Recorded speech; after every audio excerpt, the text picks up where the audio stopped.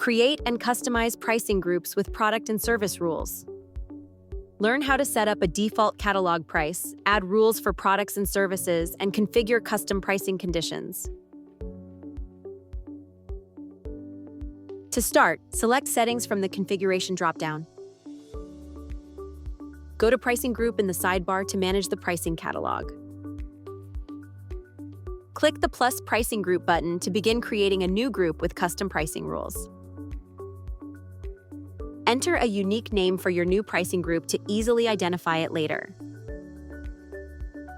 Specify the default catalog price type for this pricing group to determine how base prices are calculated. Set a default markup percentage to automatically adjust catalog prices for this group. Click Create to save your new pricing group with its initial settings. We've just created a new catalog pricing group. Now, let's look at how to add a product rule. Access the More Options menu for your pricing group. Select Edit to modify the details and rules for the chosen pricing group. Activate the Enable Product Rules option to apply specific pricing logic to catalog or custom products within this group. Add a new product rule to customize how products are priced under this group. You can add as many rules as you wish. Enter a descriptive name for your product rule to clarify its purpose. Choose an action to keep catalog or custom products at the set standard price under this rule. The definitions for these actions are available in our support documentation. Click the Add button to insert one or more logical operators that will trigger this product rule. Select a condition type to specify when the rule should apply. Select the appropriate operator to refine your product rule's condition. Check our support documentation to learn more about what each operator does. Enter a specific price value to complete the condition for your product rule. You can add another condition to create more complex rules using multiple criteria. Save your product rules to apply these custom pricing conditions to the group. Now that we know how product rules work, let's learn how to enable service rules.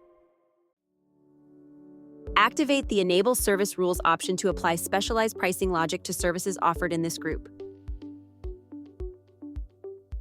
Add a new service rule to define how services are priced for this group.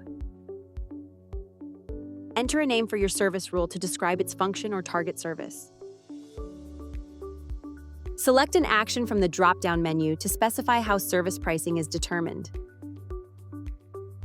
Once again, configure your logical operators in your service rule to control when it should be triggered. Choose an attribute to define the condition for this service rule. Expand the filter options to select how the service should be matched. For example, contains, does not contain. Choose a service value to complete the filter condition for your rule. Optionally add other operators to the service rule for more precise targeting. Make sure to save your settings once you have finished. When you're ready, click Publish. You're now ready to use your new pricing group. It's important to note that while we can add multiple rules, only one product rule and one service rule in a pricing group will be applied. Let's learn about the order in which rules are applied. Double-click on a pricing group to access its settings. YoPrint evaluates rules in the order they appear and applies only the first rule from the top that meets all condition checks. Suppose you have two service rules. The first one with a 100% markup when job quantity is greater than or equal to 20, and the second one with a 50% markup when job quantity is greater than or equal to 10.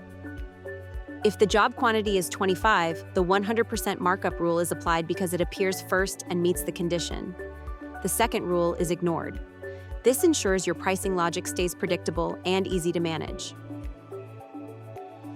If you want other rules to take over first, you can always move them to the top.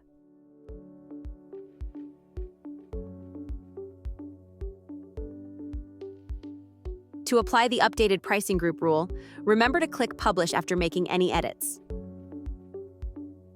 If you have any questions or run into issues, our support team is always here to help. Just send us an email.